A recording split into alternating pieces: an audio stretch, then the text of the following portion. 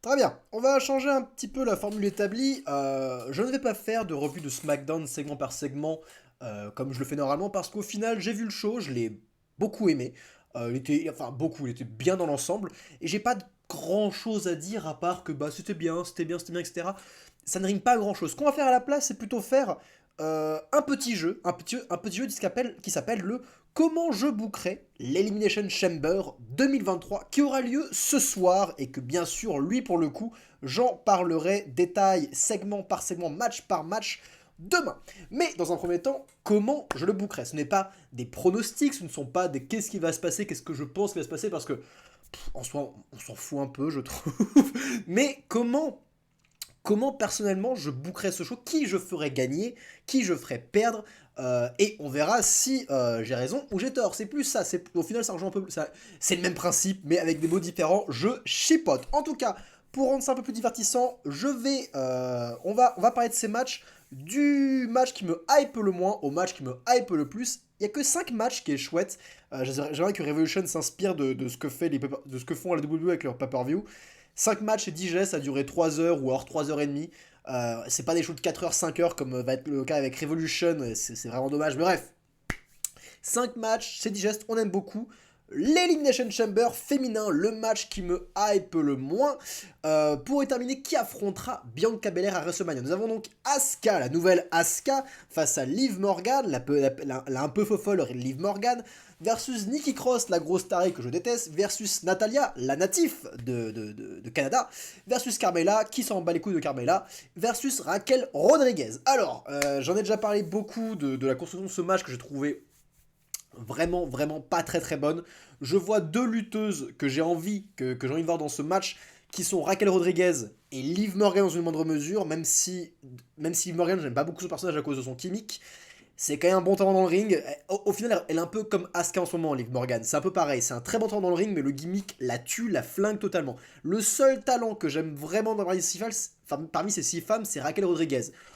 Avec ce statu quo, c'est elle que je veux voir gagner. C'est elle qui me donne le plus gros sentiment de big match face à Bianca Belair. Mais malheureusement, Raquel Rodriguez n'est pas encore prête, je trouve, n'a pas encore été assez établie pour faire face à Bianca Belair dans un match à WrestleMania. On n'y est pas encore, c'est trop tôt, c'est trop tôt, trop tôt. Et niveau promo et niveau expression faciale, jeu d'acteur, Raquel Rodriguez, c'est pas ça encore. Elle est beaucoup trop verte. Dans le ring, elle est superbe. En promo, elle est encore pire que Bianca Belair, il faut le faire. Donc, on n'y est pas encore. Mais encore une fois, c'est la seule que j'ai envie de voir gagner. Le reste, Liv Morgan, aucune chance face à Bianca Belair. Asuka, son personnage qui dégueule du produit vaisselle par les dents, je trouve ça mais d'un ridicule lamentable. Natalia, Carmella, c'est plus le moment, c'est fini pour elle, ça ne peut plus valer à WrestleMania pour un match championnat, c'est terminé. Et Nikki Cross, j'en parle même pas, quoi. C'est le cri que j'avais tapé sur cette fille. Qui veut voir Nikki Cross face à Bianca Belair? Bref, c'est un peu un foutoir ce match. C'est pour ça que je rejoins Sturi sur ses pronostics. Sturi qui pronostique une victoire un peu surprise et un peu bullshit de Ronda Rousey qui interviendrait, qui participerait à ce Elimination Chamber euh, par un moyen par un moyen scénaristique qui sort du cul. Mais effectivement, Ronda Rousey face à Bianca Belair, c'est la seule affiche correcte possible. En fait, c'est la meilleure affiche possible. Et beaucoup de gens n'aiment pas Ronda Rousey. On a eu des chants You Can't Wrestle à SmackDown. Oui, elle dégage beaucoup de hits naturels. Elle a du star power. C'est pas la meilleure lutteuse. Mais, c'est le plus gros sentiment de big match qu'on puisse avoir pour WrestleMania. C'est le plus gros. Vu que Becky et Bayley ne sont plus dans l'équation, il reste plus qu'elle. Donc, victoire de Ronda Rousey, je rejoins le projet de Sturi à ce niveau-là. Il a eu une très bonne idée, j'y pensais même pas, il a eu une très très bonne idée, et effectivement, je prédis donc aussi une victoire de Ronda Rousey pour cet Elimination Chamber match, pour aussi le rendre un peu plus excitant, parce que là, sur le papier, c'est vraiment, vraiment, vraiment laborieux. Match suivant qui me hype le plus, Edge et Beth Phoenix versus Finn Balor et Rhea Ripley. Alors, ce match me hype uniquement parce qu'il y a Rhea Ripley. Cette rivalité, un match tag mix, a jamais donné des choses exceptionnelles, qu'on soit bien d'accord. Mais la rivalité est chouette, elle a été construite depuis longtemps. Edge, c'est un super worker, Beth Phoenix aussi, Finn Balor aussi, même si en promo c'est pas ça, mais son règne il est très bon. Et Rhea Ripley, c'est la plus grosse star féminine du moment. Beaucoup de gens pensent qu'il faudrait donner la victoire à Edge et Beth Phoenix parce que c'est la revanche de tout ce qu'elle leur a fait le Judgment Day, etc., etc. Et oui, sur le papier, le blind triomphe, Edge et Beth Phoenix l'emportent face à Finn et Rhea Ripley. Et honnêtement, bien sûr que Finn Balor va prendre le pin dans ce cas-là. Sauf que, vous avez pas plutôt envie de voir Rhea Ripley dominer jusqu'à un route vers WrestleMania? Faites-la piner Beth Phoenix, faites-la gagner la rivalité, que cette histoire se termine mal. Les heals l'emportent de manière décisive, avec un petit peu de bullshit quand même, ça reste des heals. On a du Dominic Mysterio qui intervient, bien sûr, ça peut être chouette, et aussi pourquoi pas Rey Mysterio qui intervient pour lancer une rivalité Rey contre Dominic, bien sûr, là on garde tout ça sur le papier, mais faites gagner Rhea Ripley. Établissez-la comme la grosse menace, elle pin Beth Phoenix, clean as fuck. 1, 2, 3, elle revient forte, la semaine prochaine à SmackDown, elle confronte Charlotte Flair. Let's go, let's go. Pour moi, personnellement, j'aimerais voir Rhea Ripley et Finn Balor l'emporter. Est-ce qu'ils vont l'emporter? Je ne sais pas. Je ne sais pas. Surtout qu'il risque d'avoir beaucoup de hits dans ce show, beaucoup de victoires de heel. Est-ce que c'est le moment de mettre un peu de viande de babyface?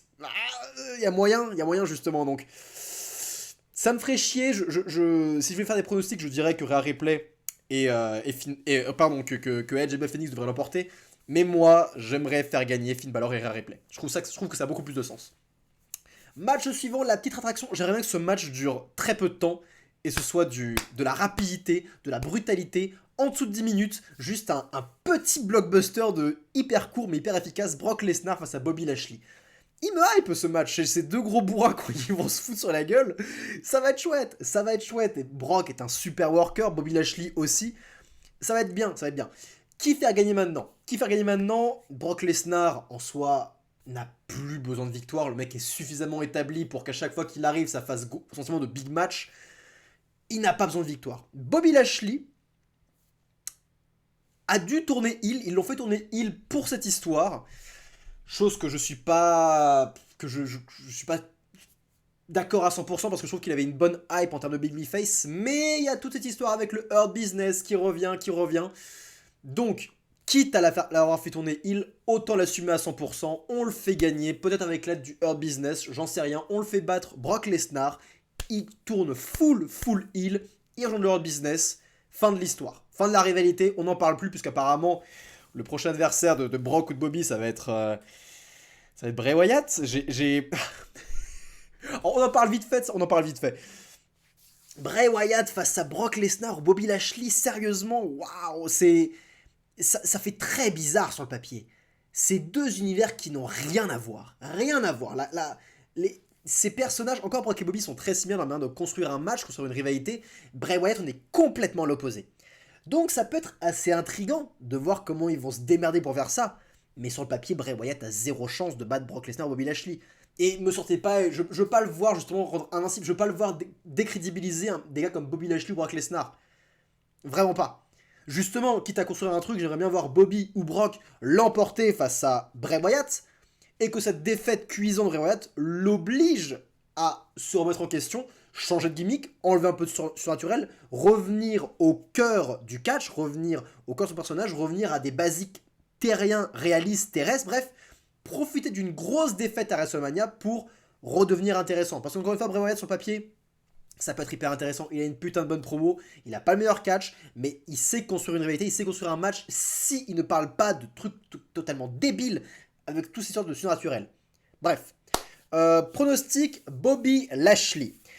Ensuite vient l'Elimination Chamber masculin et on a du coup pour le titre United States défendu par Austin Theory. Donc Austin Theory défend son titre dans la cage face à Seth Rollins, Johnny Gargano, Bronson Reed, Damian Priest, Montez Ford.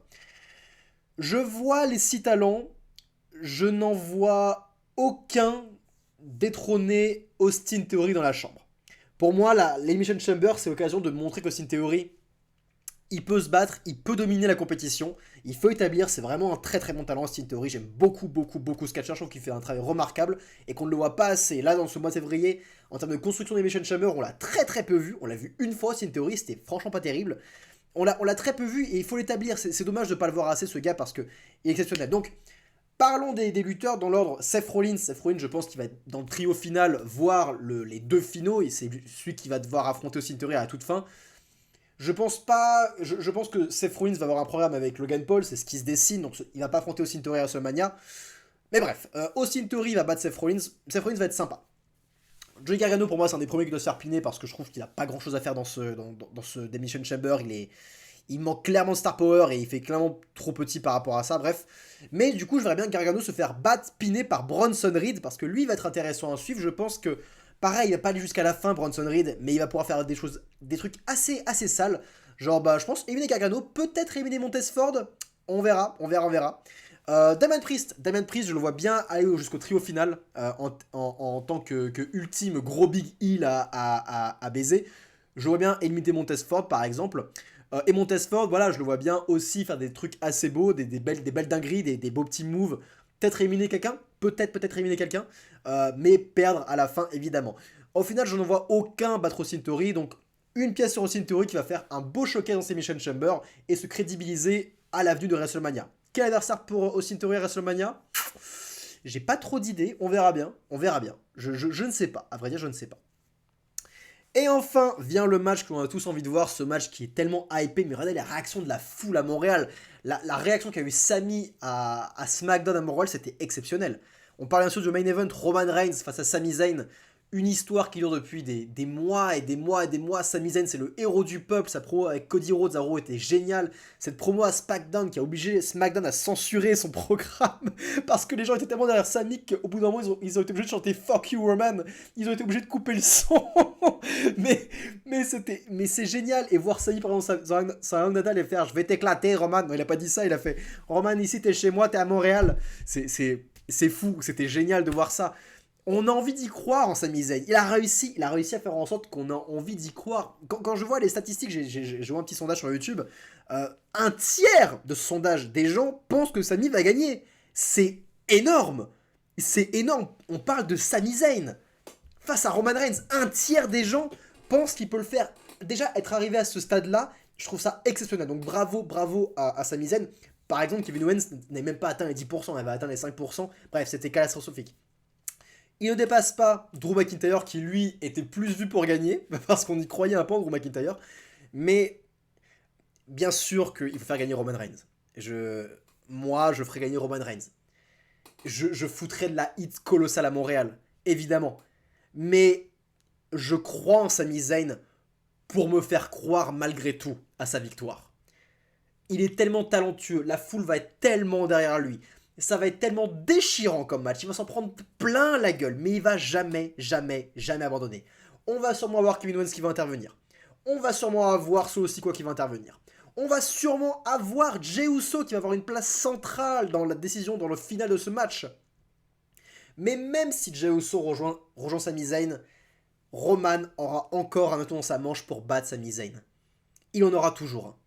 Et l'histoire, c'est Cody face à Roman. C'est le match qu'on veut voir à WrestleMania. On ne veut pas voir Cody face à Sami Zayn, malheureusement. On ne peut pas voir deux babyface se foutre sur la gueule dans un main event de WrestleMania. Non, on a envie de voir Cody, le héros mis en avant par la compagnie, aidé par la fracture qu'a causé Sami Zayn, battre Roman Reigns. C'est ça qu'on veut voir. C'est ça qu'on veut voir. On peut pas faire gagner Sami Zayn là-dessus, mais le montrer comme étant hyper résistant, avec un cœur de fou, le replacer comme l'ultime babyface de la mid-card. Parce que c'est ce qu'il est, Sami Zayn.